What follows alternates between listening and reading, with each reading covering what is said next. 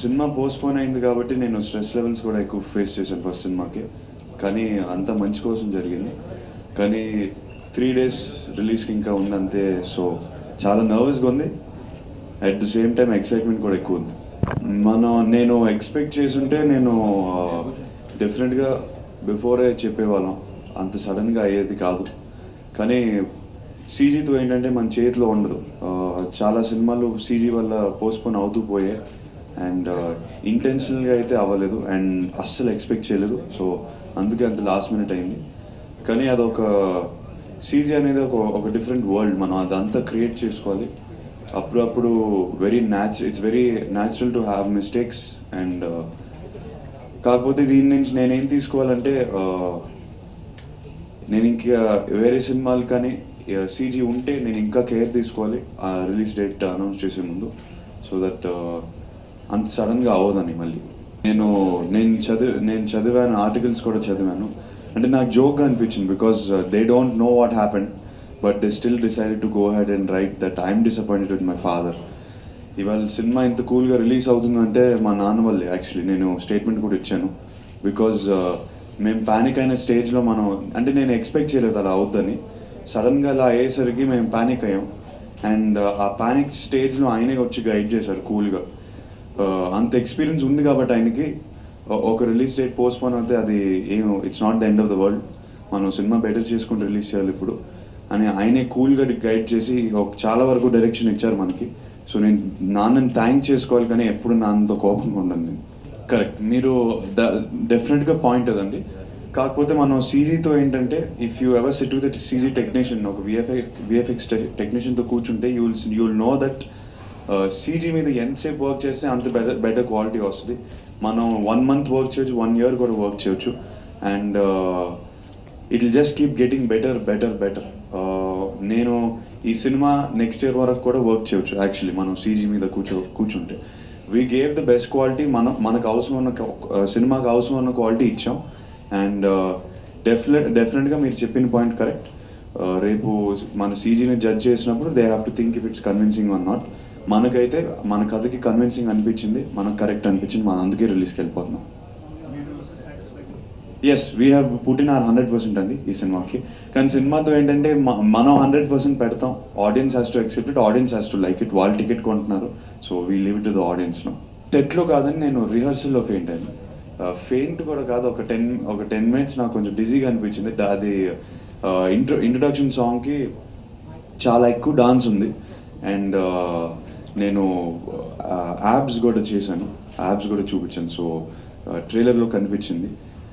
ఆ యాబ్స్ కోసం ఏంటంటే మనం ఒక స్పెషల్ డైట్ చేయాలి అండ్ వాటర్ కూడా చాలా తక్కువ తాగాలి.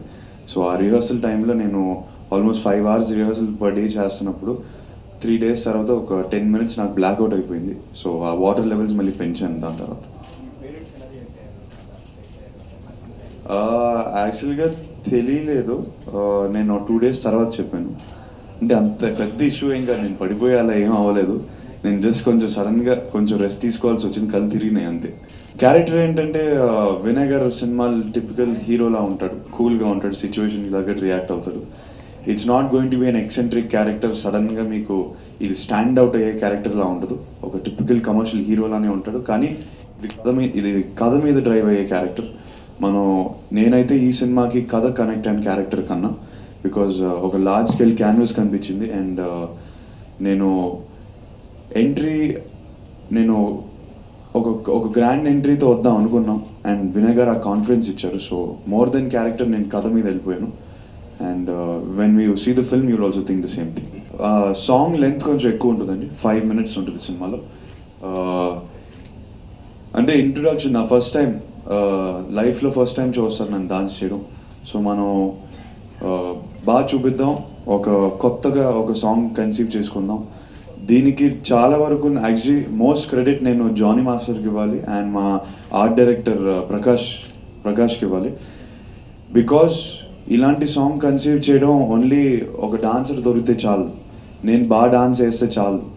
ఇట్స్ సెట్స్, కొరియోగ్రఫీ, లుక్, మొత్తం స్టైలింగ్, నా స్టైలిస్ట్ అనీషా జైన్, మొత్తం అందరు కలిపి ఒక టీమ్గా ఆల్మోస్ట్ 12 days వరకు పనిచేసాం మనం రిహర్సల్స్తో పాటు 12 days వరకు జస్ట్ ఇంట్రొడక్షన్ సాంగ్ మీద పనిచేసాం.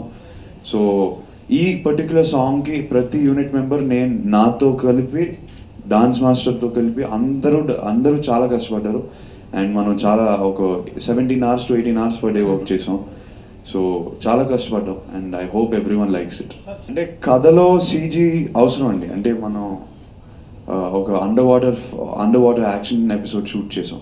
మీరు ట్రైలర్ చూసింటే ఒక 2 షాట్లు ఉంటాయండి. నేను అండర్ వాటర్లో వెళ్తూ ఉంటాను. అండ్ క్లైమాక్స్ ఎపిసోడ్కి వచ్చేసరికి దెర్ ఇస్ ఒక మూవింగ్ ప్లేన్లో ఒక ఫైట్ ఉంటుందండి. అండ్ ఒక ప్యాంథర్ ఎపిసోడ్ కూడా ఉంటుంది. సో వీటన్నిటిని ఏంటంటే మనం రియల్ లైఫ్లో షూట్ చేయలేం, ఫిజికల్గా పాసిబుల్ కాదు అండ్ వెరీ డేంజరస్ ఆల్సో. ఒక ప్యాంథర్తో ప్యాంథర్ నన్ను చేయలేదు, నేను చచ్చిపోతాను రియల్ లైఫ్లో అయితే. సో ఈ ఐడియాస్ అన్నీ వినయ్ గారు చాలా ఇంట్రెస్టింగ్గా కన్సీవ్ చేశారు. మనం వేరే సినిమాల్లో యాక్షన్ ఎపిసోడ్స్ ఫైట్స్గా చూస్తాం, ఒక హీరో కానీ ఒక 10 మంది కొట్టడం చూస్తాం. కానీ ఈ సినిమాకి వచ్చేసరికి వినయ్ గారు చాలా లార్జ్ స్కేల్లో మనం ఎప్పుడు చూడని యాక్షన్ ఎపిసోడ్ షూట్ చేద్దాం, దానికి సీజీ అవసరం వచ్చింది. అండ్ నాకు అందుకే కథ కూడా కనెక్ట్ అయింది, బికాజ్ ఆయన అంత క్యాన్వాస్ ఆలోచించారని. సో సీజీ చాలా ఇంపార్టెంట్ పార్ట్ అండి ఈ సినిమాకి, ఎస్పెషలీ క్లైమాక్స్కి వచ్చేసారు. నేను పెరుగుతున్నప్పుడు నాన్నని ఎక్కువ చూశాను కాబట్టి నాన్న ఎక్కువ ఇంపాక్ట్ ఇచ్చారండి నాకు. నేను ఒక జానర్ అనుకోలేదండి. నేను పర్టికులర్గా ఇది చేద్దాం అది చేద్దాం ఏం అనుకోకుండా నాకు కంప్లీట్గా కాన్ఫిడెన్స్ ఇచ్చే కథ చేస్తాను. అండ్ మోర్ ఇంపార్టెంట్గా నాకు డైరెక్టర్ కూడా కాన్ఫిడెంట్గా కావాలనుకున్నాను, బికాజ్ నేను ఒక నేను డెబ్యూటెంట్, నా ఫస్ట్ సినిమా, నేను గైడ్ చేయలేను ఎవరిని. సో నాకు ఒక పిల్లర్ లాగా ఒక కాన్ఫిడెంట్ డైరెక్టర్ కావాలని నేను కోరుకున్నాను. అండ్ స్క్రిప్ట్ నచ్చింది నాకు, కానీ వినయ్ గారు ఇచ్చే కాన్ఫిడెన్స్ కానీ క్లారిటీ కానీ నాకు అదే ఎక్కువ చూసి వెళ్ళిపోయినాయి కథ మీద. కానీ నేను తెలుగు సినిమాలు ఎక్కువ చూస్తానండి, అన్నీ చూస్తాను. లాస్ట్ ఈ మధ్యకాలంలో అయితే ఇలాంటి స్క్రిప్ట్ రాలేదు, బికాస్ మనం యాక్షన్ ఎపిసోడ్స్ కానీ సాంగ్స్ కానీ చాలా కొత్తగా షూట్ చేసామండి. And I'm hoping that you also feel the same. మనం ఎక్స్ట్రీమ్ టెంపరేచర్స్ అంటే మరీ -20 అలా ఏం షూట్ చేయలేదండి. కాకపోతే మనం షూట్ చేసిన temperatures either very hot or very cold. స్పెయిన్కి వచ్చేసరికి కరెక్ట్ సమ్మర్ టైంలో వెళ్ళాం. అండ్ స్పెయిన్లో ఏంటంటే సన్ ఎక్కువ స్ట్రాంగ్గా ఉంటుంది ఆ పార్ట్ ఆఫ్ ద వరల్డ్లో. సో రోడ్ మనం ఎక్కువ చేజులు కానీ సాంగ్స్ కానీ షూట్ చేసాం స్పెయిన్లో.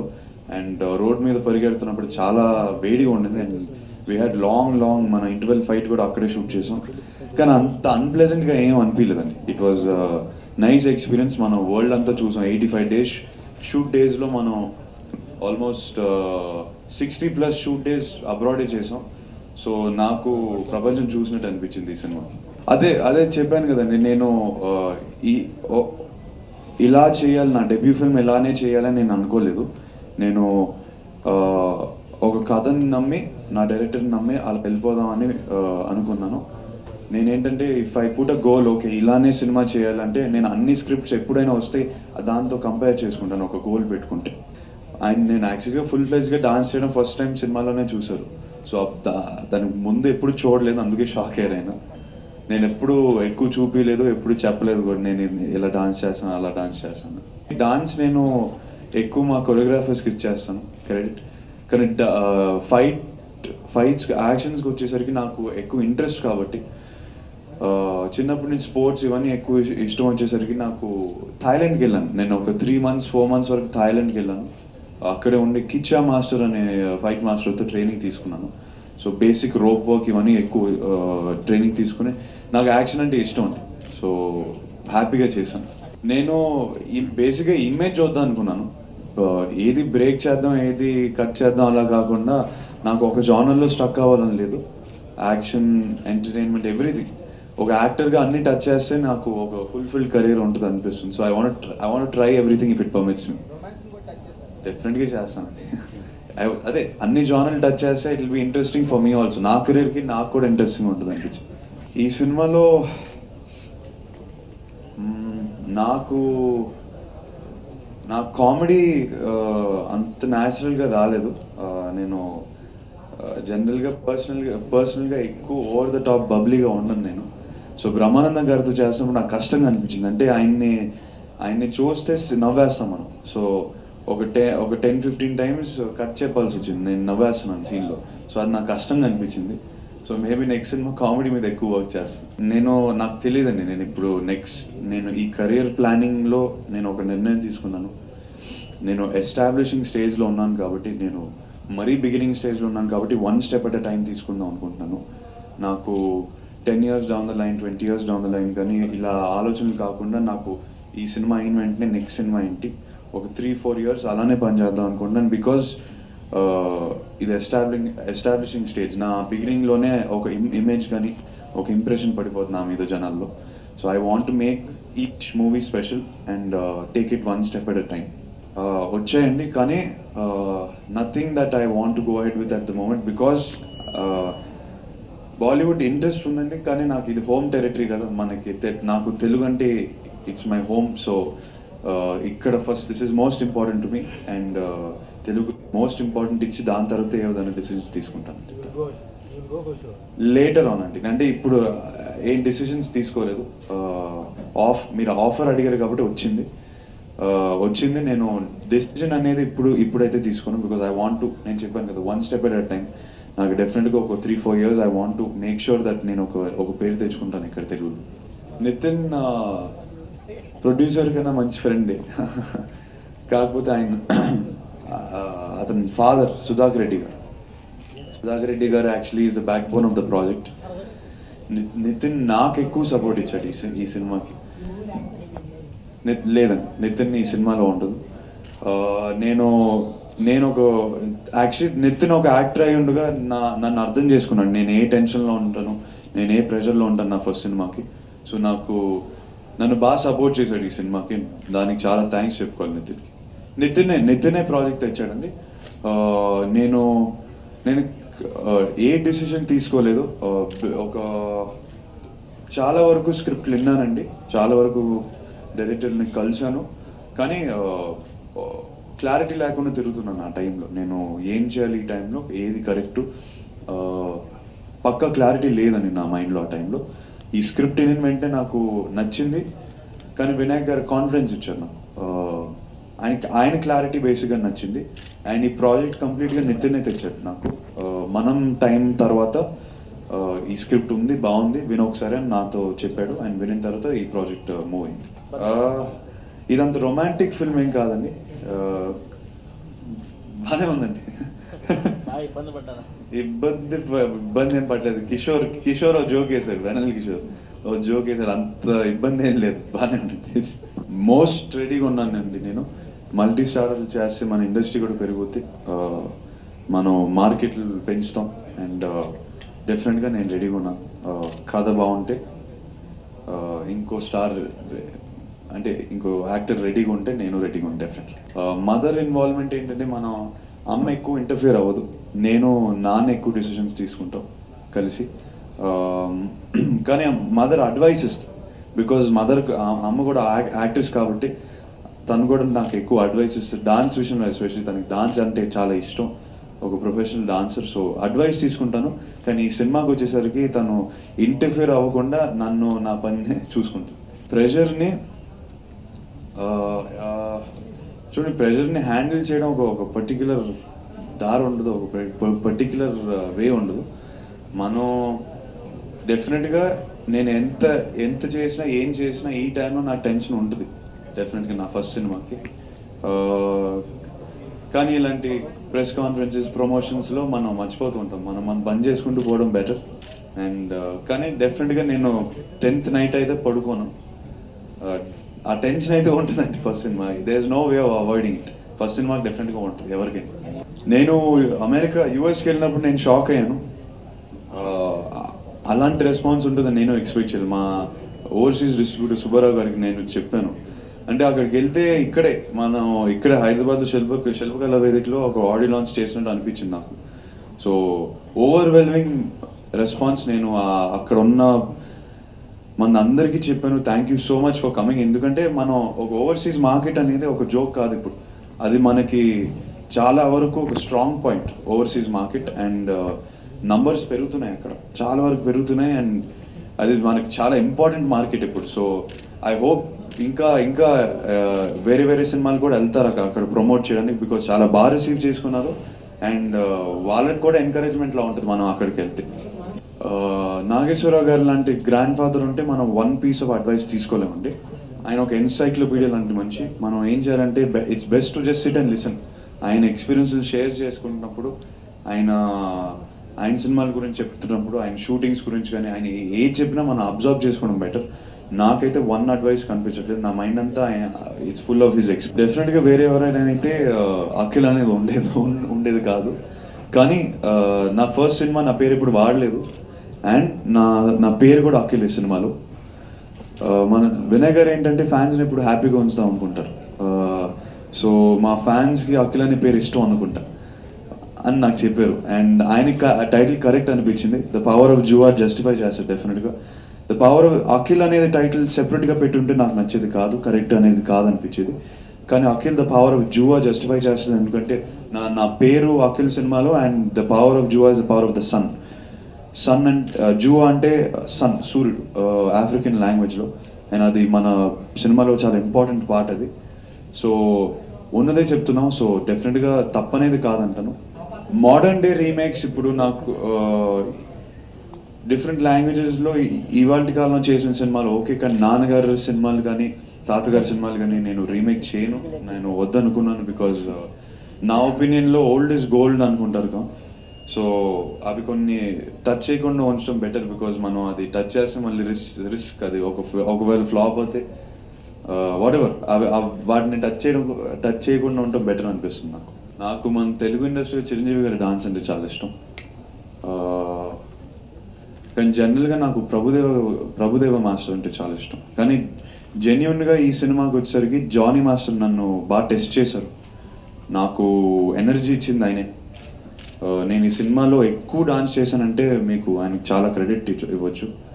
సో జానీ మాస్టర్ని కూడా చాలా థ్యాంక్స్ చేయాలి. స్పోర్ట్స్ బేస్డ్ ఫిల్మ్తో ఏంటంటే మనం అంటే చాలా కన్విన్సింగ్ స్టోరీ దొరకాలి. అండ్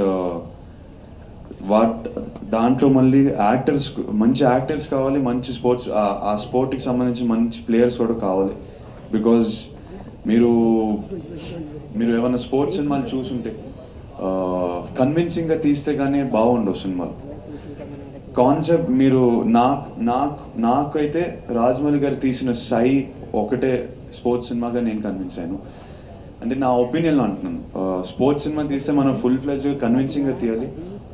జస్ట్ ఒక స్పోర్ట్స్ సినిమా తీయాలని తీస్తే కుదరదు అనిపిస్తుంది. బికాజ్ మనం ఐపీఎల్ కానీ అన్ని విధాలుగా ఇప్పుడు అందరికీ టీవీ మీద ఎక్కువ కనిపిస్తుంది. I mean we are able to see all formats of the sport. And ఆ లెవెల్ ఆఫ్ స్పోర్ట్ చూసిన తర్వాత మనం ఎక్కడైనా తగ్గితే, ఎక్కడైనా కన్విన్సింగ్గా తీయకపోతే మనకి సిల్లీగా అనిపిస్తుంది. సో కథ నచ్చి అదే విధానంగా అంతే కన్విన్సింగ్గా తీయాలి. సో అదంతా వర్కౌట్ అవుతూనే తీయాలి. సో నేను ఆ రిస్క్ తీసుకుంటే కంప్లీట్గా కన్విన్స్ అయిన తర్వాతే తీసుకుంటాను. నేను Saisha very very very talented girl అండి. తను ఒక బ్యాక్గ్రౌండ్ నుంచి వచ్చింది కాబట్టి తనకి కూడా ఒక కంఫర్ట్ లెవెల్ ఉంది. సెట్ మీద కానీ ఎక్కడ ఒక డెబ్యూటెంట్గా చేయలేదు. చాలా కాన్ఫిడెంట్ అమ్మాయి. అండ్ కెమెరా ముందు చాలా కంఫర్టబుల్. మోర్ ఇంపార్టెంట్లీ నేను అబ్జర్వ్ చేసింది ఏంటంటే very very very confident dancer, very talented dancer. చాలా వరకు ట్రైనింగ్ తీసుకుంది. నాకు తెలిసి ఒక 5 to 7 డిఫరెంట్ ఫార్మ్స్లో డాన్స్ ట్రైనింగ్ తీసుకుంది. అండ్ నాకు చాలా పోటీ ఇచ్చిందండి డాన్స్లో. మనకి మ్యాక్సిమం టూ నంబర్స్లో మనం కలిసి డాన్స్ చేసాం. ఎక్కువ నన్ను డాన్స్ చేయించారు ఈ సినిమాలో. కానీ ఆ డాన్స్ చేసిన నంబర్లో అయితే నన్ను డామినేట్ చేసిందని నాకు అనిపించింది. యాక్టింగ్ అన్నాక యూనివర్సల్ అండి. మనకి లాంగ్వేజ్ బ్యారియర్ తేడా, కానీ యాక్టింగ్ అనేది ఆల్వేస్ యూనివర్సల్. నేను యాక్టింగ్ అండ్ నాకు ఒక చిన్న ఒపీనియన్ ఉందండి దీని మీద. నేను యూఎస్లో నేర్చుకుంది యాక్టింగ్ కాదు, నేను ఓపెన్ అప్ అయ్యాను. మనం స్క్రీన్ ముందు కెమెరా ముందు ఉండేటప్పుడు చాలా వరకు ఫియర్ ఉంటుంది, కెమెరా టెన్షన్ ఉంటుంది. నేను చాలా షైగా ఉండేవాడిని. ఒక కెమెరా నా ముందు పెడితే నేను ఫ్రీజ్ అయిపోయేవాడిని. సో నేను ఓపెన్ చేసుకోవడానికి వెళ్ళాను. కానీ యాక్టింగ్ అనేది ఒక బుక్ లాగా మనం నేర్చుకోలేం. నేను ఓపెన్ అప్ అయ్యి వచ్చాను, కానీ నేను యాక్టింగ్ నేర్చుకొని వచ్చాను తెలియదు. నేను ఓపెన్ అప్ చేసుకున్నాను. రేపు మనం స్క్రీన్లో చూడాలి నేను ఓపెన్గా ఉంటున్నానా లేదని. ఫ్యాన్స్ అన్నాక డిసప్పాయింట్ అయ్యారు. నితిన్ని కానీ వినయ్ గారిని అనవసరంగా తిట్టారనిపించింది నాకు. బికాజ్ వాళ్ళు ఈ సినిమాని ఎంత మోసుకుంటూ వచ్చారు. లాస్ట్ 8 months నన్ను ఇలా లాంచ్ చేయాలని అనుకున్నారు. మా ఫ్యాన్స్కి ఒక గిఫ్ట్ ఇద్దాం అనుకున్నారు. సో ఒక 20 days వల్ల అంత డిసప్పాయింట్ అవ్వడం అవసరం లేదనిపించింది. కానీ మా ఫ్యాన్స్ ఎక్సైటెడ్గా ఉన్నారు కాబట్టి అలా డిసప్పాయింట్ అయ్యారు. వాళ్ళకి ఏం చెప్తానంటే, మనం సినిమా మంచి కోసమే పోస్ట్పోన్ చేసాం, ఎవరిని డిసప్పాయింట్ చేయడానికి కాదు. ఎవరు ఒక్కరి వల్ల కాదు ఈ డిసప్పాయింట్మెంట్ కానీ, ఈ డిలే కానీ, పోస్ట్పోన్మెంట్. సీజీ అనేది మన చేతిలో ఉండదు, ఎప్పుడు అది అర్థం చేసుకోవాలి. బాహుబలి లాంటి సినిమాకే పోస్ట్పోన్మెంట్లు వచ్చాయి, రాజమౌళి గారు లాంటి డైరెక్టర్లకే పోస్ట్పోన్ అయ్యింది. అది మన చేతిలో ఉండదండి. నేను బాహుబలి ఎగ్జాంపుల్ ఎందుకు తీసుకున్నా అంటే, వాళ్ళు తప్పు చేశారని కాదు. సీజీ అనేది పోస్ట్పోన్ అవ్వచ్చు, అది మన చేతిలో ఉండదు కొన్నిసార్లు. అండ్ హ్యూమన్స్ అన్నాక మిస్టేక్లు చేస్తారు. మనం ఒక మిస్టేక్ చేసాం, రిలీజ్ డేట్ అనౌన్స్ చేసి ఒక 20 days పోస్ట్పోన్ అయింది. ఫ్యాన్స్ డిసప్పాయింట్ అయ్యారు, కానీ వాళ్ళు ఈ వచ్చే 11th హ్యాపీగా ఉంటారని మనం కాన్ఫిడెంట్గా ఇప్పుడు రిలీజ్ చేస్తున్నాం. సో ఐ థింక్ సినిమా చూసిన తర్వాత వాళ్ళు హ్యాపీగా ఉంటారని నా నమ్మకం. శివ సీక్వెల్ ఎవరు డైరెక్ట్ చేస్తున్నారండి? అమ్మో, అసలు నా థాటే రాలేదు ఇప్పుడు వరకు. అంటే ఈ సినిమాలో అండి కామెడీ నుంచి ఫైట్స్ వరకు, డాన్స్, అంటే వినాయక్ గారి సినిమా ఒక ప్యాకేజ్లా తయారు చేశారు ఈ సినిమాని. అండ్ అందరికీ ఎవరైనా ఈ సినిమా చూసినా వాళ్ళు హ్యాపీగా ఉండాలని చేసాం. ఎక్కువ వైలెంట్గా, ఎక్కువ సెంటిమెంటల్గా, ఎక్కువ రొమాంటిక్గా అలా చేయకుండా మనం అన్ని ఒక కమర్షియల్ ప్యాక్డ్ ఎంటర్టైనర్ చేసాం. యాక్షన్ వరకు కొంచెం ఎక్కువ ఉంటుంది ఈ సినిమాలో, కానీ ఫైట్స్ కాకుండా మనం కొంచెం అడ్వెంచరస్ యాక్షన్ కూడా ట్రై చేసాం. అది కొత్తగా ఉంటుందని నాకు నమ్మకం ఉంది. So I think all audiences will enjoy this film. And that was the intention beginning నుంచి. ఒకే ఆడియన్స్ టార్గెట్ చేయకుండా మనం అందరినీ టార్గెట్ చేద్దాం, అందరికీ నచ్చాలి ఈ సినిమాని కోరుకుంటూ చేసాం ఈ cinema. Please subscribe. Please do subscribe. Please subscribe. Please subscribe. Please subscribe to our YouTube channel.